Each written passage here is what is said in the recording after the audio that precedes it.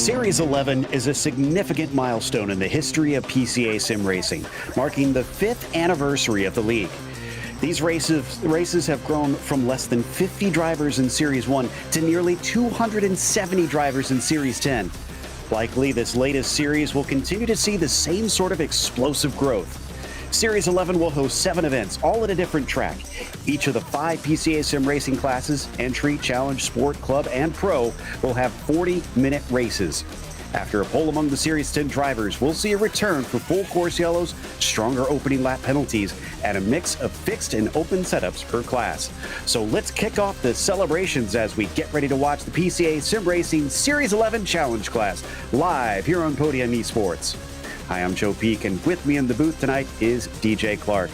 Cameron Avedon is on social media, and Ryan Bauer is producing while using cameras provided by Dougie Beer. What better track to start things off, DJ, than Spa-Francorchamps, one of the most legendary circuits in the world? It really is, Joe, and legendary doesn't even begin close to come to describe this circuit. From the run from La Source all the way up through the fearsome Eau Rouge and Radillon combination, the run back down the hill, it is absolutely fantastic. Overtaking opportunities aplenty all over this circuit. You are going to see some fantastic action here tonight, and you are going to see plenty of thrills, spills, and incredible racing action in these Porsches. Certainly is going to be an interesting one. As I said in the intro, some things have changed since Series 10. They're reintroducing a few rules that have gone away, bringing them back, such as the full course yellows. But right now we're in the midst of qualifying before we get to that. And as you can see on provisional poll, it is Kevin Schultz currently in that number 9 by about a 1/10 of a second over Casey McDonald's. They only get 3 laps as well around here, DJ, so the pressure is on to get a clean one in.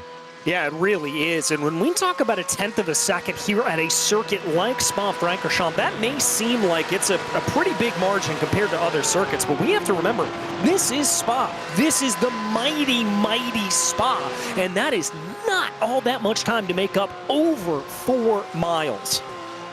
And over those 4 miles, you'll see a lot of these long straights like we see up top here, mixed in with a lot of very fast and long sweeping corners. Now, normally, DJ, we would be talking about setup quite a bit, but it's fixed setup tonight for the challenge class. And I kind of wonder what that's going to mean for the drivers in terms of the pack racing. Nobody's going to be able to find any sort of advantage over the other that way. No, I think we may see a little bit of the dragon move here, particularly coming down the Kemmel Straight, trying to break away and break out of that draft a little bit. That would not surprise me at all, but I really and truly think here, Joe, that with dealing with this fixed setup, it's going to be a matter of who's able to get the most comfortable fastest with this setup, because it's fixed. It's not going to be perfect for everybody. You're not going to be able to get the rotation exactly how you like it. And so for drivers like Andrew Smiley to be able to get a P5 position here out of this run, that's going to feel pretty good, and you've got to feel pretty confident about that. And you saw correctly on your screen, Schultz has been overtaken by Jeremy Main, another 1/10 of a second quicker, down to a 20.836. So looks like drivers will have to respond if they want to snatch that one away, as we see the last couple here finishing up their laps and across the line. Are we going to get any sort of improvement, as it is going to be that first line that you're looking at? Andrew Smiley here sitting in 5th. No, a 21.9 is not going to take him any higher. No, he's not going to move up the charts there with that, and that is going to conclude our qualifying. So it's going to be Main, Schultz, and McDonald, your top 3. Indeed, there you can see it. Main on the pole position for this one, with Schultz starting next to him. Casey McDonald will start from 3rd, as Mehmet Karasay will be P4. Andrew Smiley will begin from P5, followed by Johan Nye in 6th, and Robert Galej in 7th place. Edward Trippett will begin in 8th, as Aubrey Iyer will be 9th, and then Stacey Awada rounds out your top 10. Starting off in 11th, it's going to be Roger Caveau, then Tom Crane, Art Schwartz, and Andy McCoon in the row behind them. Donald Green lines up in 15th, followed by Bruce Proby. Then it's Chris Schuessler, David Douglas, George Polis, and Lisa Eskridge to round out your top 20. Neil Urbeck will be 21st. So only 21 cars out here for this first event, but that should be plenty for an exciting race. So I believe we'll be going to a special segment in a little bit here. But we're waiting for the cars to roll off for their short pace lap and get going out there. Let's not forget, there is one scheduled pit stop. They don't have enough fuel to make it to the finish. And we were talking about that pack racing earlier, DJ. That also could play some tricky games. Yeah, I think we're going to see a lot of drivers here trying to mess with that fuel cycle a little bit, trying to see if they can hold back a little bit more, maybe push a little bit more at earlier stages in the race. We're going to have to see what they decide to do. It's 50% fuel limited here out on these fixed setups, and that means that drivers are going to have to come down into pit lane. Okay, so now we take off behind the Porsche pace car, who should have got the signal to go. There it goes now, leading them off towards the chicane at the end of this long stretch. The bus stop there. The pit entry is there, with this being the GP layout, so the drivers will be popping in, and or maybe the pace car will be popping in, and the drivers will be popping in there eventually, but not this time. But they will be given control, and then from there it is a dash down into La Source. Often a place where you can see wrecks on lap 1. This is a series known for its cleaner starts. Let's see if we can begin Series 11 on that good notes. And there is the green flag. Off goes Jeremy Main down towards that first hairpin, as a few drivers in the back still getting out of that final chicane and onto the main straight down through La Source. He's going to get through cleanly ahead of Schultz behind him. A little bit of 3 wide. I saw a bit of contact in the background, but nobody's been turned around, DJ. Nobody's been turned around here at this point, but Schultz got a great run out of La Source, and that's going to put him into position to maybe be challenging on Jeremy Main. Casey McDonald, on the other hand, is going to find himself under pressure here from Mehmet Karasay for P3. I think it was Art Schwartz I saw get a little bit of a hit from behind, but again, everybody kept it pointed forward, so looks like we're going to be good on that end. They stay in the same order down into Lacombe, as Main leads Schultz, leads McDonald, so no change from your top 3 from how they gridded up. But look at how close Schultz is now getting to the back of that yellow number 1. Yeah, I'm a little bit surprised by that. Oh, Karasay's had a little bit of a problem. He's going to drop down into 5th place behind Johan Nye. Not sure what happened there, but clearly not quick off the corner, as he's still struggling, covering the inside from Smiley. He'll be able to fend him off as we ride on board with our leader, Jeremy Main, looking back at Schultz, McDonald, and Nye in there. Nye actually dropping back quite a bit from these top 3. You can just about see him at times, but not here through Puhan. Ooh, it's looking good for McDonald now at this stage as we jump a little farther back in the meantime. Yeah, looking very good here for McDonald. There you've got it front and center on your screen. And I'll tell you who else this is helping. That's Jeremy Main up at the lead of this field, with Schultz having to look in his rearview mirror, trying to watch out for that number 16 of Casey McDonald behind. That's going to allow for Jeremy Main to open up that gap up at the front of the field. Looks like we may have had another problem with Art Schwartz down through Puhan. He spun off to the side, but no major accident because of it. Everybody carries on and keeps going. Our top 3 definitely pulling away from the entire field with some impressive pace here on the first lap of this race, getting ready to complete lap 1 now. Yeah, and that's exactly what they want. They've got a 1.2-second gap farther back in the field. They've got a little bit of side-by-side coming down into Blanchimont. They better hope to sort themselves out. It looks like they do. Thank goodness. That could have been a little bit disastrous. We saw Kevin Schultz there on the top screen spin out of the final chicane, and he's falling all the way down the order. We got another accident, I think, there, and the 3rd accident happening. 2, 3 complete separate accidents happening down into the final chicane. Looks like everybody's going to be able to get it going, but what a mess here at the end of lap 1. And that is not what you want to see. You talked about that flashpoint going down into La Source. Well, it looks like here the bus stop turning out to be a little bit of that flashpoint, as drivers maybe just not having the tires completely up to temperature. It's only 76 degrees Fahrenheit out on the track right now. I think Claveau and Awada involved in that one. This is Art Schwartz, who has a bit of an off again, even after his spin in Puhan. That was going through Fanyes there. And then this is the spin from Kevin Schultz. Now, that is a shocking error right at the very start here. Just goosed it too hard. Boost it too hard, and we also have to remember that these are GT3 machines, which means that they do have traction control, so that's a very serious loss of grip there. Now let's also take a look back and see what happened to the 18 of Stacy Iwata. Oh, that was a big ka-thunk from behind and sent him right off into the barriers. That was Corvo that got into his rear end. Oof, yeah, and that put Stacy Iwata through pit lane. Not sure if he was serving a penalty for something unrelated, because I didn't see a black and orange flag for him, but Poulos and Eskridge do have a meatball that they need to go and get the car fixed. In the meantime, checking at the battle for third, Johan Nye being chased by Trippett, and with him being promoted up onto the podium, now he has that much more to fight for here.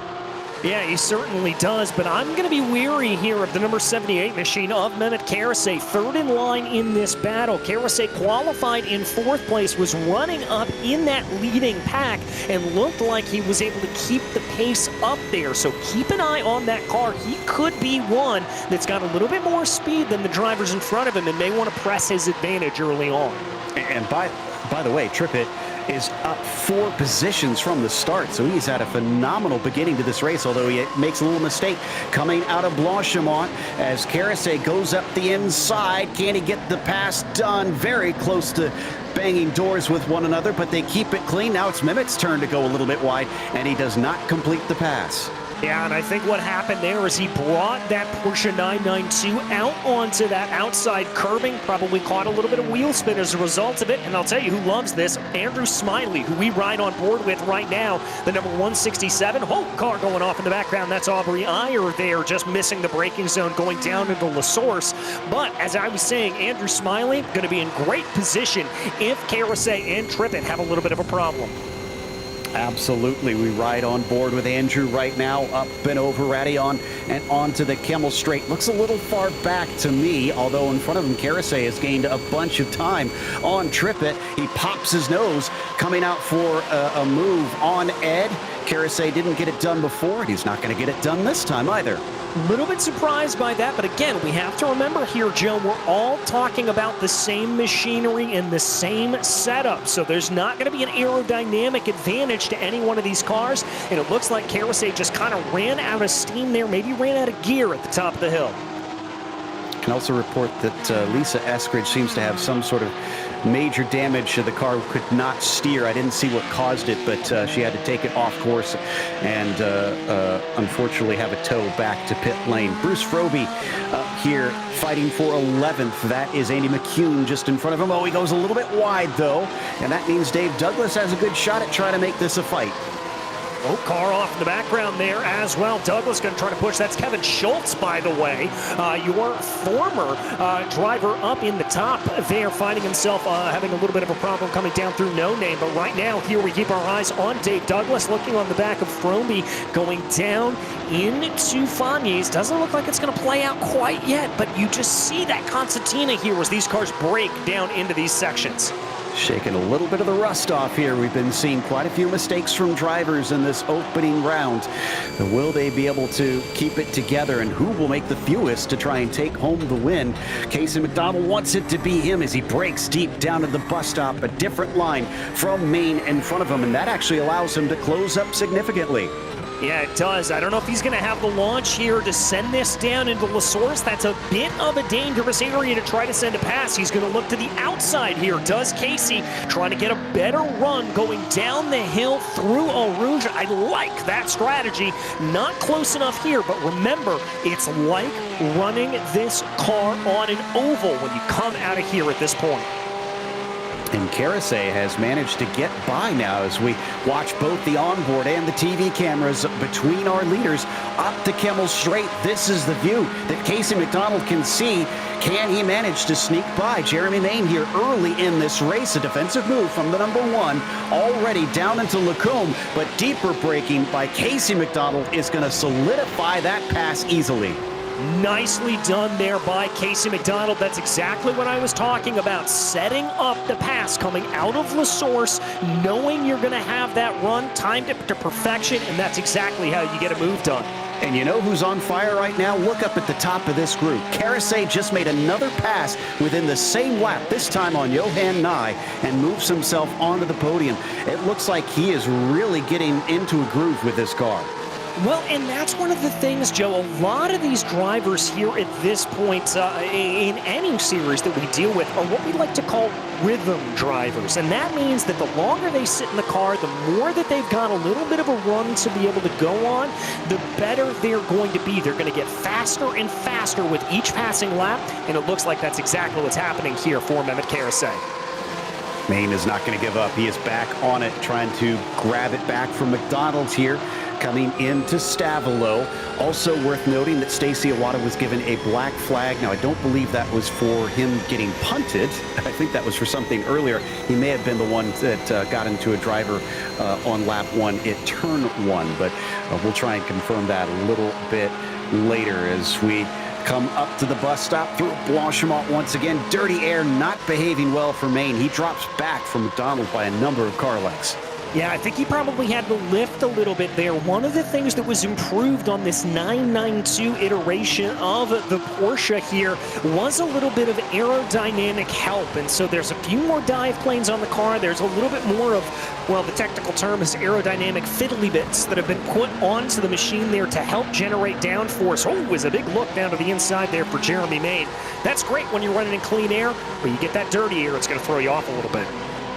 Finishing my note, fiddly bits. Okay, I'll remember that for later. As we continue to watch the top two, they're up into Eau Rouge. It's separated enough that Jeremy Maine is still playing catch-up. He gets a pretty good run here coming on to Kimmel, and that tells you how far they have run away from third place, because that was third, just flashing past on the top. Well, these guys are just about breaking. Yeah, there's the distance there on your bottom screen. How far apart are they already? And it's only 10 minutes into this race. It's really impressive, and Mehmet Karasay here, 7 seconds back. But Karasay, let's give him some credit. He's already put 3 seconds in between himself and Edward Trippett. Trippett's been able to get behind Johan Nye there in the background. That's who we see on your screen right now. Excuse me, that's actually Dave. That's who we see right there as they go around. And so he has been able to scamper off in front of these two, who have been battling a little bit at this point.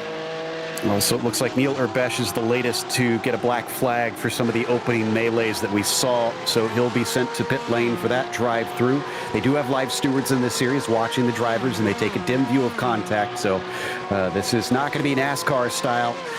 You have to try and race clean out there. They drill that into drivers from day one, and that's why you see such clean starts typically in this series. Coming down into the braking for Fanyes now, the battle for fourth place. Trippett falling off of Karasay ever since he was overtaken. Yeah, he's really just not able to keep up that pace. And look at this. Welcome to the battle. The number 12 now getting involved in this as well, as Trippett goes a little bit off track there. Robert Gallege is trying to get up to them. He's got about a little less than a second to make up to catch up to Johan Nye, who's got the draft now. He's pulling in behind. Jeremy Maine has had a massive incident coming down through Blanchimont. Oh, and I fear that this car might be done at this stage. Now, they do have a spare car to help them get to the finish, but he's going to have to use it, now hopefully within the pit window, or else he's going to have to make an extra pit stop. Blanchimont has claimed another victim. And Joe, that was a problem a couple of moves in the making there. He got out onto the grass on the outside, setting up into that corner, and just the car was unsettled coming on through. What's impressive here is Maine's actually staying out on track right now with no splitter and no rear wing. But the drivers that have been able to get on by him here at this point, Johan Nye and Edward Trippett, that battle that we watch. Mehmet Karasay now promoted into second because of that. Trippett up to the podium once again, a gain of 5 positions. What a phenomenal race it's been for him, even though he's lost a few places in the process. I said earlier, who can make the fewest mistakes? It certainly seems like that might be a determining factor in today. Yeah, I very much think it is here at this point. This is the battle back for 9th that we watch right now. Bruce Briobi trying to hold off Dave Douglas and trying to close in on Andy McCune there. And that's going to be Donald Dargs. That's going to be Crane not too far behind them as well. Let's see what they are able to do as they work their way down the Kemmel Straight. Coming into the braking zone, McCune still leading this trio, and Frobe behind. Douglas gaining quite a bit under braking down into the chicane, but he's got to stick with it as, once again, cars taking very different lines through that triple apex section, and Frobe loses out because of it, almost getting into the back of him. Douglas has to get out of it to avoid making contact. That is a very tricky thing to do here. We already talked about the traction control in these 992 machines, but we've got to remember that they also have ABS installed. So when you try to slam on the brakes there sometimes, the braking system will actually engage and it will prevent you from slowing as much as you want to prevent those rear tires from locking. And that's very, very difficult to try to get around. Dave Douglas is the biggest mover of the race so far, I believe. Yeah, 7 positions up right now, up from 18th to P11. Also, Donald Green has been given a black flag and has already served that. So he's been in and out of the pits and fallen down the order. To Johan Nye now. He is chasing on Trippett, trying to see if he can be another car to try and pass that number 8 machine. Not going to happen here into the bus stop, at least this time. And coming off the corner, he's going to go a little wide and into the AstroTurf. Yeah, got to go a little bit wide there. Lucky he didn't have a little bit more of a slide. There you can see Casey McDonald on the bottom of your screen just absolutely pulling away here with that incident from Jeremy Main. 7.5 seconds the gap.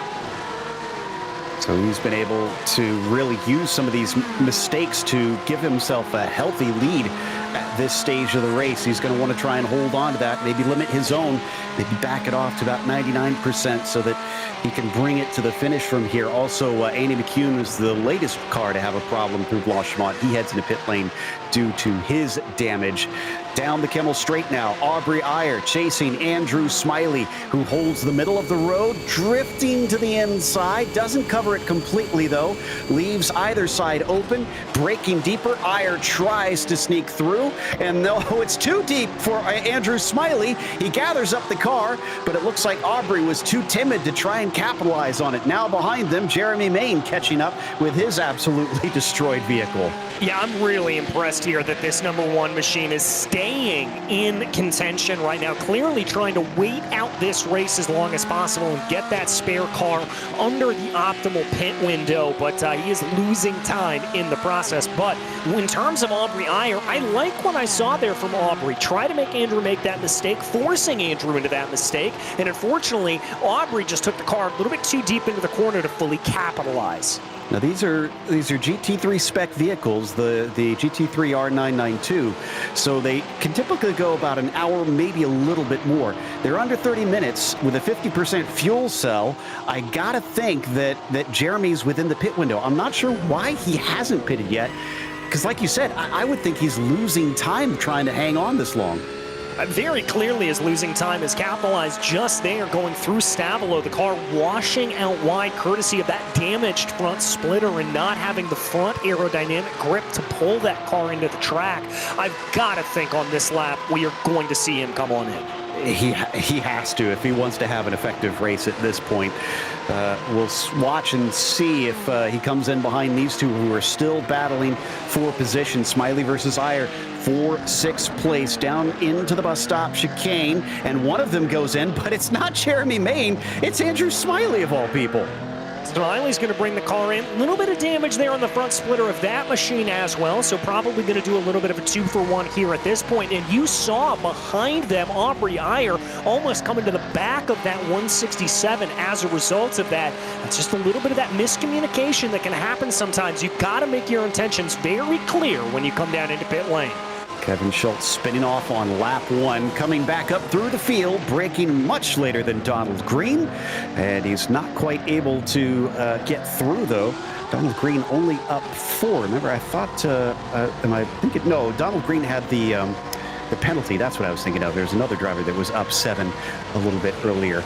I think that was Dave Douglas, actually. So Donald Green coming out of La Source with Kevin Schultz hot on his heels. Kevin likely to be quicker, but he's had multiple spins today. It seems like he's fast but error prone.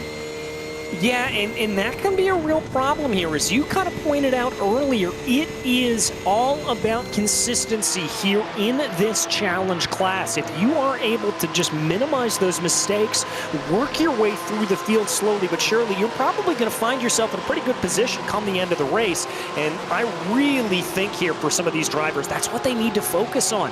Not trying to put down the fastest times, not trying to set the world alight with their times, but just be consistent.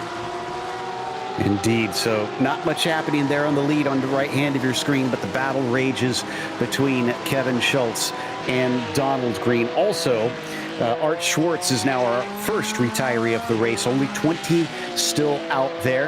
Lisa Eskridge is the last amongst them. Better exit for Kevin Schultz this time as he heads down into Pouan. Takes a brave driver to make a pass into there, though, and he thinks about it, but then thankfully he thinks twice. I was going to say, that's an accident waiting to happen, DJ. Yeah, it really is. That is a point on the track where you have got the car absolutely side-loaded. You're putting all of that weight into the outside tires there at that point, and that means there is very, very little grip to be had and very little way to change direction there at that point. So I like the impetus there from Kevin Schultz, maybe trying to force Donald Green off the line, but once he saw the move was not going to happen, backed out of it.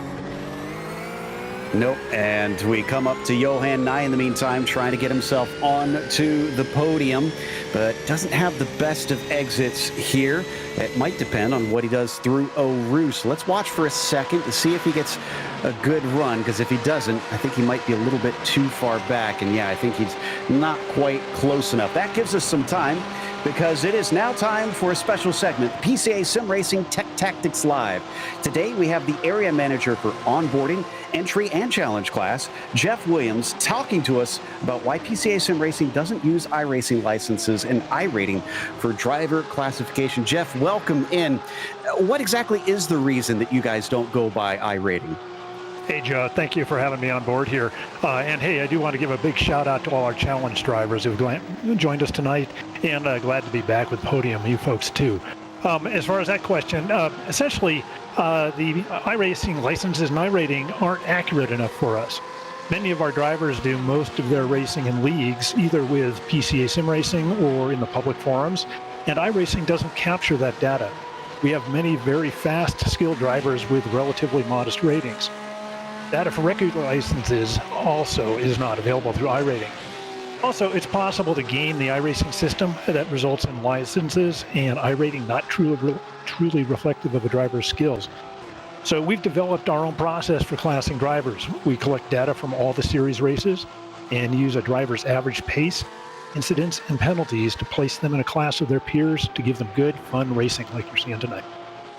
Indeed, and it's been a blast so far. Well, thank you for helping clear that up for us, Jeff, and also thank you for all your work behind the scenes on onboarding folks. I'm sure that can be a little thankless sometimes. Not thankless at all. It's great to be bringing people into the league with us and giving them a fun new thing to do. Thanks, Joe. Appreciate it. No problem. You're doing a wonderful job with it. That was Jeff Williams here helping us through our Tech Tactics Live here on PCA Sim Racing. On screen, we were still watching the battle there with Johan Nye and Edward Trippett to try and decide who is going to be the last driver to get to spray the champagne here today. A full 10 or 11 seconds back from the leaders. Yeah, they're a fair ways back here at this point, but Joe, I've been keeping my eye on another gap that's not fully a battle here yet, but keep your eye here on Mehmet Karasay. Remember we were saying this was about a 7-8 second gap? Mehmet has been clocking in laps here, and on the last lap of asking, put in the fastest lap of the race with a 2:20.56. Now for comparison, that is about a full 1.3 seconds faster than Casey McDonald. Mehmet Karasay is on a move here tonight. Obviously, these drivers, all of them are likely doing more than typically just these series races. There's other stuff that the PCA puts on that isn't broadcast. There's various events in real life as well to help the mats out. But I will say when it comes to Porsche experience, Mehmet Karasay also races in the Porsche Owners Club throughout the year. So he's been in the car frequently and seems to be using it to great effect as we go side by side now in the battle down towards Blanchimont here between Claveau and Poulos. Yeah, a little bit of a battle farther back in the field. This is going to be for 16th position here at the moment. It looked like they were going to get a little bit side by side, but Claveau has been able to pull away here at this point. Down through the bus stop. Yeah, Claveau is going to be able to just get himself a little bit more clear. So he runs away as we switch over once again to Johan Nye, still trying to battle for that P3. And coming up towards Blanchimont themselves, the leader coming up to traffic means everybody else is probably going to be catching them soon enough. Not a track that you typically talk about traffic a lot because of the length. But it seems here the difference in pace throughout the field means it could be a factor. Well, and it's what we always say here, Joe, the traffic giveth and the traffic taketh away. And for Casey McDonald here, lost a lot on that last lap in terms of traffic. Another 1.3 seconds taken out by Mehmet Karasay. Just didn't seem to have the pace there on that last time. Now, depending on where you're able to find this traffic, piece your way on by, it'll be nice and clean. For Mehmet here right now, for Casey right now, excuse me, that's going to be him moving on by Bruce Frobe there. And that's going to be a little bit of a help, I think. Maybe had to check up some momentum coming up and out and over the lip of Radial, but able to get a little bit of the draft there at the same time. So it's all going to come back into play. For Mehmet now, as he comes up behind Bruce, it's going to be a question of where he finds him. How does Bruce get out of the way there? If he's able to do it cleanly, no problem at all. But if he catches him down through Pouhon where the cars are fully loaded, he's not really going to be able to get out of the way. Also, we saw on our screen that Nye and Trippett pitted at the same time, but Nye beat him out with a 2-second faster pit stop. So Johan Nye is up to 6 now. Let's hope he's got enough fuel to make it to the finish, is the other part of that story. But now currently watching down the hill into Pouhon between Karasay and Frobe, who needs to be lapped. Will this hold up Mehmet, or will it give him a chance to gain even more time? This is probably not the best place to catch another car. No, and I think he had a little bit of a run coming down into Pouhon, and as we talked about, Bruce just not really able to get out of the way for him, so he's holding a little bit of a hindrance here at this point. Indeed, the last couple sectors a little bit slower there. Bruce is going to get out of the way before they make their way into Stavelo and Campus, so he's going to be able to be clear here, but I think that cost him a tenth or two. I think the damage has been done. He's got 15 minutes left, so he's got time, and he doesn't need super pace to try and catch him, but he does need to keep pushing if he wants to steal this win away from Casey McDonald, starting from outside the podium. That number 78, no, he's into the wall! Oh my goodness, Blanchimont claiming another victim. Oh, he drags along it for quite some time. I don't think he hit quite as hard as some. Surely he's pitting. Yes, indeed he is. Hopefully this won't cost him too much. He'll have his spare car waiting, so that will help him out.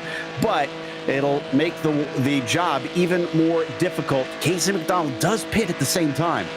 Well, we're going to see a little bit in real time what that gap can be here at this point. Oh, that's just an absolute heartbreak there for Mehmet Karasay. As you said, watch the car. It's going to kind of pop. There it is. There's that pop. That means the spare car has been taken. So Mehmet's going to be able to get out right on the way. But let's see what happens here. Maybe Mehmet's going to be able to come out a little bit earlier in pits. 13.4 seconds. That's 0.2 seconds slower than McDonald up in front of him. And some more lap traffic that Mehmet's going to have to deal with. That's Aubrey Ayer that's going to be out right in the middle of the two. So McDonald's exits back out. Ayer, as you said, is a lap down. So Aubrey still needs to pit and is not for position. But yeah, okay, it's about 7 seconds. So that was about 4 seconds lost for Mehmet Karasay with that incident that now needs to be made up. That's going to be quite a bit harder, honestly. Yeah, that's not going to be easy here for Mehmet. Now, remember, 1.3 seconds. That's what we were seeing him take out of the gap last time around. The question's going to be is if Mehmet's a little bit spooked here at this point. Sometimes a big incident like that can kind of get into your head a little bit. You're not going to attack the corners nearly as much as you would, and we may not see him push as nearly hard as we did that first time up. That battle for what has been the podium has fired up once again. Trippett had a go at Johan Nye and was not able to make the pass, but he got side by side with him. Also worth noting that the 71 car, that is Donald Green, has been given a warning for internet connection. In fact, he just got a black flag just now for that, so he has to come in and try and get that fixed. But look at this, another run for Ed, but he gives up before he tries to go wheel to wheel down through Puhan once again. There's been drivers who've had a whiff of an opportunity there, but we haven't seen anybody brave enough yet to try it. Yeah, I really think in GT3 machinery, trying to go too wide through Puhan is just not the way to do it. You know, these aren't like open wheel cars. They're not like the Formula One machines that we sometimes see around this circuit where you've got the grip to be able to send it. In these GT3s, we're talking about heavier, less aerodynamic dependent cars. And with the high speeds you've got going through there, there's just a limit to the grip you're going to have. Now, I know that it says this is currently for 4th position, but expect Aubrey Iyer to come into the pits soon. In fact, right, yeah, thank you. Aubrey Iyer is going to be in, and that will hand second back to Karasay, who, you said, what was it, 2.5 seconds? I think that's exactly what he did this lap. Yeah, that's exactly what he did this lap as they came on by. So very impressive stuff from Mehmet, able to take that down and just keep clocking away those laps. The gap is now down to 7.3 seconds. The question is here, in 10 minutes, is Mehmet going to be able to take that out? We're on lap times here at about 2:20 or so. I think Mehmet's going to run out of time. Now, the other thing that might play a part of this is that Casey McDonald is running upon traffic once again. Bruce Froby and Donald Green. But, oh, no, that is for position. Okay, it's for one of the farther down positions. Donald Green is back after improving his internet, and Bruce Froby's fighting him for 18th. Yeah, and these are the kind of battles, as a leader, you need to be heads up about. If you see a battle between cars in class here, you've got to be heads up. Whoa, that got a little bit hairy there coming up behind Bruce. But you've got to be aware that they're in a battle and that you're going to have to approach them a little bit differently. I think Casey did lose a little bit of time in that, though. It's looking a lot closer between himself and Mehmet, who has got it down to about 5.7 seconds. But I kind of don't blame him in this situation, especially with how this race is going. It's get to the finish line before worrying about being quick every inch of the track.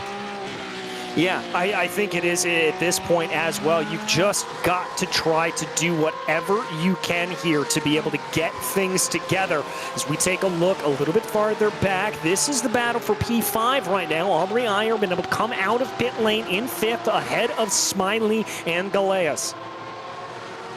All right, down into Fanyes for this group coming into this twisty bit of the track. Smiley with Iyer in front of them. Aubrey, having now taken their pit stop, is into 5th position, but with quite a bit of challenge from behind. In fact, plenty close enough that Smiley could pull a good draft one of these laps and make it a pass attempt.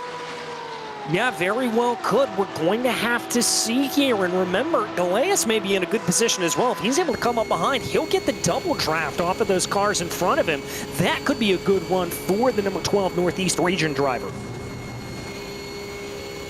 A little bit far off. Oh, no, Smiley is off. Oh, Smiley is off the track and damaged badly. I think once again, it is Blanchimont. And there you can see, stuck in the grass on the exit of the corner. Is this another carbon copy? We've seen so many cars just get loose. Yep, ran it into the grass there on the outside, caught it just a little bit wrong. That upsets the balance on the right side of the car. It loses traction. He tries to pull in at full grip, and there's no grip to be had. Sputtering back to, well, I thought to the pit lane, but no, Andrew carries on, it looks like. So going to try and limp to the finish from here, apparently. Meanwhile, Casey McDonald catching yet more cars. This time it's Lisa Eskridge and Donald Green. Eskridge is another lap down from Green, so this time not for position, and should be able to easily overtake her. There we go. Yeah, but look at that gap between McDonald and Karasay here at this point, Joe. It's down to 2.3 seconds. Now, caveat to that, Karasay still has to deal with the lap traffic of Lisa Eskridge in front of him and Donald Green up in front of Casey McDonald, but Karasay is coming on strong. The carrot is there. Casey McDonald is ahead of Mehmet Karasay. He can probably see him through the windscreen now on some of the straights, and he could try and chase him down and win this race, but he's going to have to push hard once again as we hop on board with Mehmet Karasay here, going past Lisa Eskridge, down to less than 2 seconds now. All right, here we go. And remember, if Karasay is able to get that gap under about a second, he'll start to get the benefit of the draft off of Casey McDonald in front of him. So that's really where we want to look here at this point. Casey McDonald trying to lap on Donald Green. Green staying in it. He hasn't pulled off to the side yet. He is a little bit off to the side here in front of us, but then goes back to the racing line. Now, he is not obligated to pull over. This is not F1 rules. He doesn't make any friends by leaping out of the way. There he goes. Now he's going to let him through. Yeah, but the question here is if Karasay is going to be able to get by the time they go down into Eau Rouge. Karasay's got to duck this way. He's not going to be able to do it. That's a little bit of a holdup, and that's going to cost Karasay bukus of time. Oh, my goodness. All kinds of uncertainty, and he has got to be fuming inside the cockpit. In fact, he gets a cut course, and he has to give the position back because of the time he has to repay. That is automatic by iRacing. That is not by the live stewards. So all that time has now been lost. Oh, heartbreak there for Karasay, and that is absolutely detrimental. 5.7 seconds now the gap. He's got to get by Eskridge. He's got to get by Green again. Dare I say, barring some feat of absolute insanity, it's probably out of touch here for Mehmet Karasay. Well, that obviously was a huge miscommunication, but I'd have to go back and look again to see if Donald Green, if he had any fault in that, because, again, like I said, you're not required to leap out of the way, and I think he was taking the racing line initially, and then it just got all muddy from there. So I don't want anybody to be mad at him over this. I think he was just kind of doing his own thing. And as you said, he is entitled to do just that. This is not Formula One style rules. Blue flags are merely observational. They are not mandatory to get out of the way after 2 corners. Indeed. Coming over to George Poulos here. In the meantime, Stacy Iwata just in front of him. Battle for P15 as we look back from Stacy down into the braking, where Stacy got punted off earlier on in this race, a little bit deep into the corner. That's going to cause a shallow entry to the final turn. Poulos sees an opportunity. He gets right up on him. Gets right up on him here at this point. Let's see if there's going to be a little something to play as we take a look from above here. Not going to be able to get it, but again, could be setting up for a better run with a later apex down into La Source. Well, I think he spun the tires a little bit, though, out of La Source there. So George falls back slightly and coming along down towards Eau Rouge. If he gets a good enough run, could try and make a go at Stacy up into Lacombe. Let's see who's going to have the speed. It's a nice draft for George. Here we go. Battle's on again. Battle is on yet again. Here comes the pull for George Poulos. Let's see if he's got the ability to make this pass going down into the corner. No, it's not going to happen here. I thought he would be gaining so much quicker than that, and car seemed to either stall out or maybe he lifted, not feeling like it was going to be good enough to try and get a pass in that, or maybe he is short on fuel or something in there and hasn't put enough in. In the meantime, back to Trippett behind Johan Nye, and this is a case where it's another car with a very good run down the Kemmel Straight. Will we see a pass attempt this time? He's looking for it. There's a defense as well. Gets him all the way down to the inside, but he finds the wiggle room down into the braking. He is through. Trippett onto the podium. And finally got that done. I thought for a second he was going to blow by the corner a little bit and miss the braking zone. Johan Nye, though, trying to fight back here, going down through Malmedy, trying to look if there's a little bit of a run into Brussels. It doesn't look like it. Johan Nye is free. Trippett is now up into P3, but about 8 seconds behind Carasay, who is also 10 seconds behind McDonald. It's not been very good past couple laps for him. Jeremy Main, in the meantime, who was up towards the front before, in fact, leading this race and started on pole, is still trying to find his way past Dave Douglas. Yeah, still just trying to work his way by here at this point. This will be a nice little feather in his cap. Obviously, the number one would be hoping for a lot more out here today, but just the ability to be able to get by Douglas here, I think, is just going to be enough of an ego boost to maybe keep him going, keep him on a good, strong run going forward. Yeah, at least he's back into the top 10, tries to outbreak his rival. Douglas hangs tough around the outside of the first apex, but unfortunately can't retain it by the second one. Main is now into P9. All right, there he goes. Little bit of a climb to the curb there, coming up and over Malmedy, but he's going to be able to keep that together. That'll be a good run there for them. And here comes Casey McDonald across the line, and indeed, Barney the Flagman waving the white flag. 1 lap to go from Spa-Francorchamps. Casey McDonald started this race from third on the grid. He saw some of those in front of him make errors. He was able to hold on to the lead. Mehmet Karasay put him under pressure, but he resisted and wound up ahead of him. Just one more lap for him to take a victory in the opening salvo of Series 11. Karasay still looking at a potential second, but he's got to watch out that he doesn't lose too much to Edward Trippett behind him. Yeah, exactly. He cannot grow complacent here. That is the big concern that I would have if I was running in his shoes. He's got 1.2 seconds, but that gap can be a lot smaller than you think it is, even with just the merest of mistakes. Well, no wonder you're running in his shoes. He's going to want you to give those back. But as we watch them plunge down the hill through Rivage, you can see the lights coming on the cars as sunset is just about happening in a few minutes here. Yes, I know it's only 4:30 in the afternoon, but I checked. Sunset is at 4:45 here in Spa at this date. It's set December 4th. So it is a very, very short day, apparently, here in Belgium. And down to the bottom of the hill in the midst of the valleys where the shadows are longest, they're hoping to find their way to the finish line before it goes dark here. And Casey McDonald's just a few more corners to go to do that. Yeah, just a few more corners here for Casey, and everything will finally be decided there. It's been a long-fought battle for Casey McDonald. Going to want to put their way forward as much as they can. Here they come down through it. Johan Knight got a few more corners to try to fight back and see if there's anything to be had.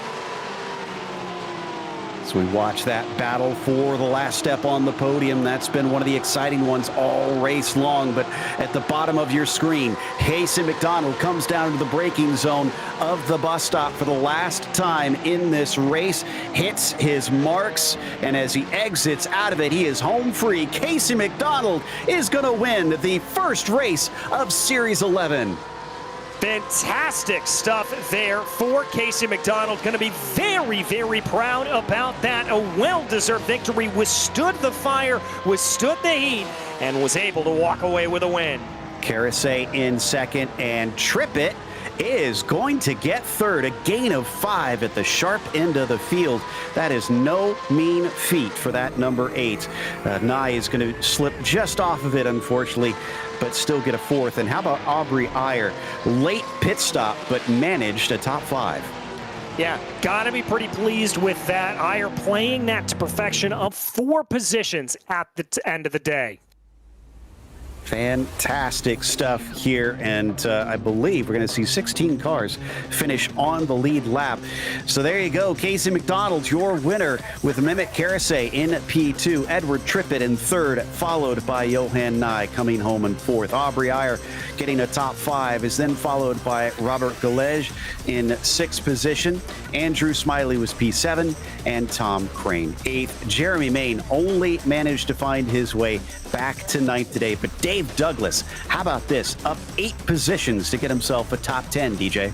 Yeah, great run there for Dave Douglas. As we move back through the field, it was Kevin Schultz in 11th, Chris Schussler in 12th, then Neil Urbesh, Andy McCune, Stacey Iwata, and Roger Claveau rounding out your top 16 of the last drivers to finish on the lead lap. George Poulos 1 lap down, as was Donald Green, Lisa Eskridge, and Bruce Froby both 2 laps down, and then our retirement on the day, Art Schwartz 11 laps down. That wraps up our first race of Series 11, but we have more from this opening event at Spa. Join us tomorrow night, Thursday, January 4th, for the Sport Class. Big thank you to the steering committee at PCA Sim Racing, as well as a huge thanks to our team tonight, DJ, Ryan, Cameron, and Dougie. Also, thank you so much for watching tonight's broadcast of PCA Sim Racing. I'm Joe Peak, and I'll see you on the track.